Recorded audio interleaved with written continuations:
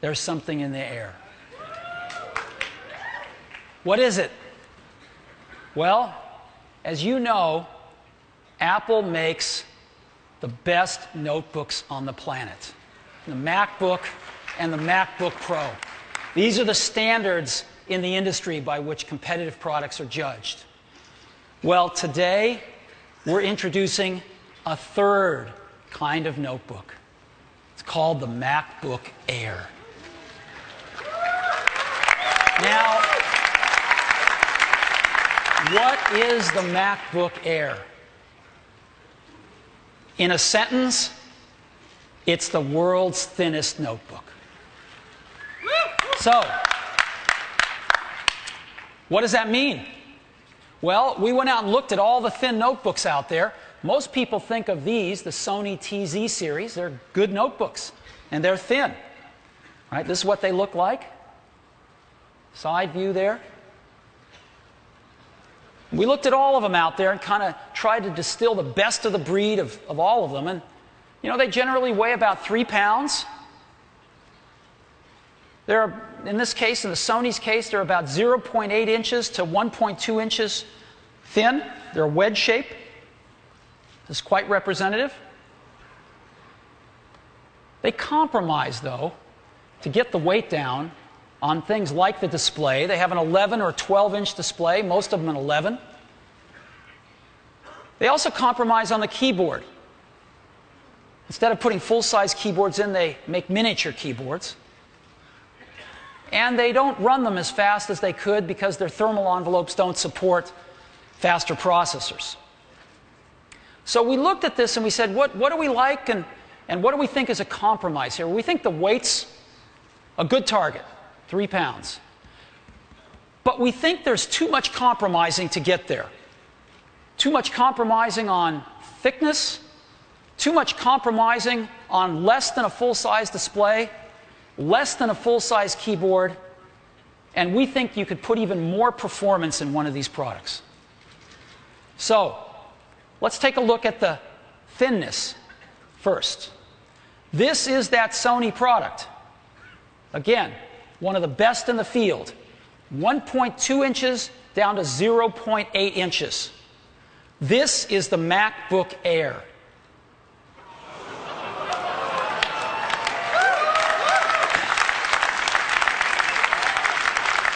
.76 inches down to an unprecedented 0.16 inches.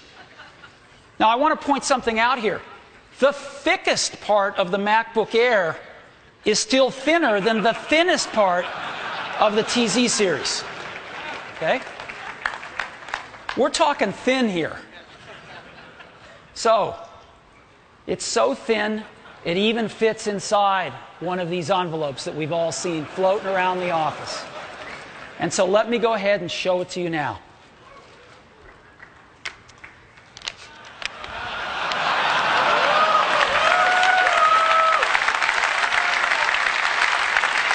This is it. Let me take it out here.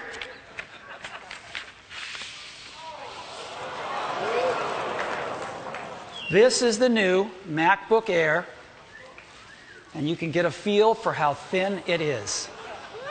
Yeah, there it is. Look at this.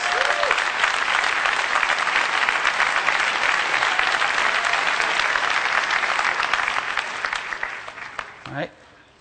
Amazing product here. Full-size keyboard, full-size display. And this is what it looks like. Isn't that amazing?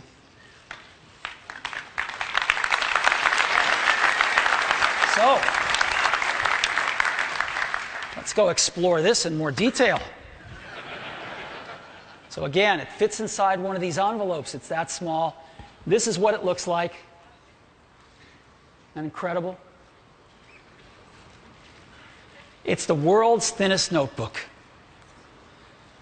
You open it up. It's got a magnetic latch, so there's no hooks or things to catch on your clothing. And it's got a full-size 13.3-inch widescreen display.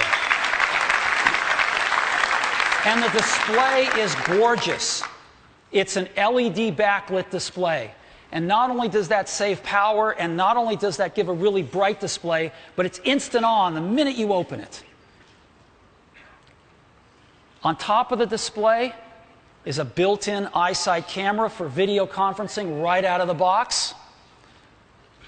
And you flip it down, there is a full-size keyboard. This is perhaps the best notebook keyboard we've ever shipped. It's a phenomenal keyboard, and it's full-sized. And with the ambient light sensor, it's also backlit.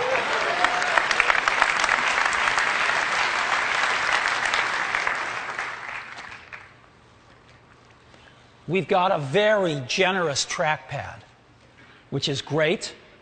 We've also built in multi-touch gesture support. Now, as you know, our current notebooks have some gestures built in. We've taken that even further. When you go to Preferences in the MacBook Air, you'll actually get to turn on all sorts of other types of gestures, and there's actually videos in there to show you what they are. So let me run through them with you now. You can double tap, and instead of moving the cursor around, you can move a whole window around, right? Just a nice time saver. So that's great. Here's another one. When you're in a photo, a large photo, you want to pan around. You can pan around with just 2 fingers like this. Another nice time saver. You want to rotate a photo. This works in iPhoto and all the other photo apps. Just rotate like this. Again, we've taken some of these things we learned in the iPhone, and now we're putting them in our notebook computers. Here's another one. If you want to go between photographs, next photo, just take 3 fingers and pan right. Previous photo, pan left. And you want to zoom, you can pinch in and out. All right? Isn't that great? So,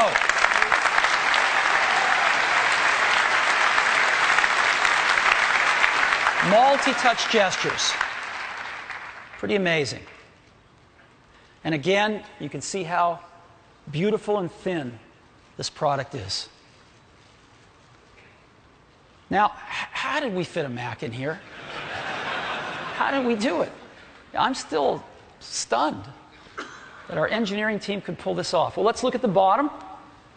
Take off the bottom, and there's 3 things in here. It's a battery, a hard disk, and the electronics. On the hard disk, we went to 1.8-inch hard drives. We've shipped tens of millions of these in iPods. We know them well, and they're great. And so the MacBook Air ships with an 80-gigabyte hard disk as standard, and there's an option of a 64-gigabyte solid-state disk if you'd like it. These are a little pricey, but they are fast. But the real magic is in the electronics. This is a complete Mac on a board. Let's take off the cooling system. That's a complete Mac on this board. And you can think, well, okay, what's so special about that? Well, this is how big the board is. It's really tiny. And to fit an entire Mac on this thing was an amazing feat of engineering. And we didn't compromise on performance. MacBook Air uses the Intel Core 2 Duo. This is a really speedy processor. It's what we use in all of our other notebooks and our iMacs. 1.6 gigahertz standard, and there's an option to go to 1.8 gigahertz if you want. Now, we've got a great relationship with Intel. And both companies are engineering driven, and they both love to challenge each other. And Intel's got enormous amounts of technology. And so when we were building this product, we asked them to consider something. This is their amazing Core 2 Duo chip, right? It's a screamer.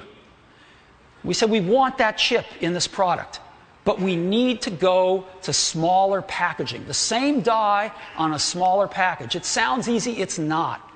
They spent a lot of invested a lot of engineering to create this for us. This is the same chip in a package that is 60% smaller. And it's one of the reasons we could build MacBook Air. And so I'd like to say thank you to Intel. And it's my pleasure to invite the CEO of Intel, Paul Otellini, on stage. I'd like to give him a round of applause.